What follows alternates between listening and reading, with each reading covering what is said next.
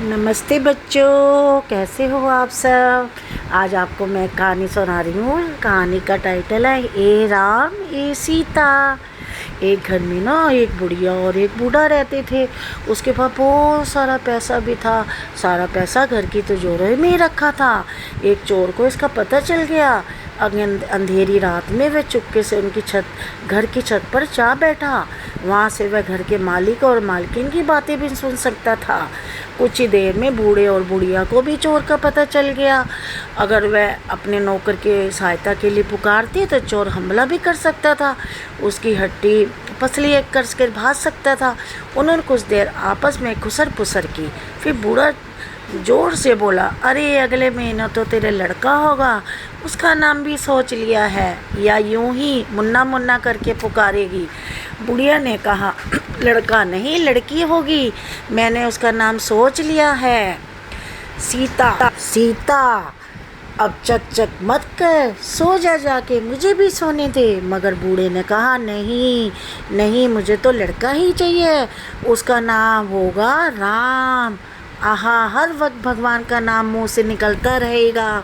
ऐसे करेंगे तो भगवान का नाम निकलेगा ना। बुढ़िया ने कहा, क्यों, क्या सीता माता का नाम लेने से परेशानी होती है? लड़की ही होगी, बताई देती हूँ, उसका नाम होगा सीता। सीता सीता। इस झगड़े में दोनों की आवाज़ें भी तेज हो गई। घर के बाहर भी सुनाई पड़ने लगी। उनके नौकर का नाम भी राम ही था और उनकी एक पड़ोसन थी जो बड़ी तेज और फुर्तीली थी, उसका नाम था सीता। दोनों को अपना नाम बार बार सुनाई दिए वे भागे भागे आए। दोनों ही उस कमरे का दरवाज़ा पीटने लगे जिसमें से आवाज़ें आ रही थीं। यही तो बूढ़ा और बुढ़िया चाहते थे। बूढ़े ने दरवाज़ा खोला। सीता हाथ में झाड़ू लेकर आई, राम के हाथ में लठ था। सीता ने गरज कर बूढ़े से पूछा, क्यों रे बड़ाओ, क्यों बेचारी बुढ़िया को चोट पीट रहा है, बता, नहीं तो तेरी झाड़ू से तेरी मरम्मत करता हूँ।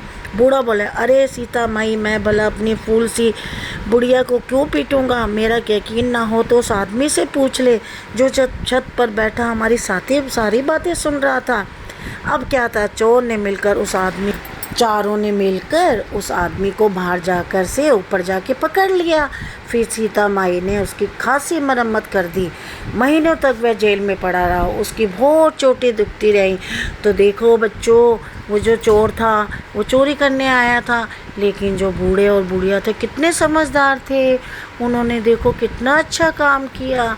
अगर वो चोर को वैसे पकड़ते तो वो नहीं कर सकते थे, उन्होंने बुद्धिमानी से काम किया ना। तो ऐसे बच्चों, अपनी बुद्धिमानी से काम करना चाहिए, अपनी बुद्धि और विवेक से काम करना चाहिए। अच्छा बच्चों, कहानी कैसी लगी? ठीक है, बाय।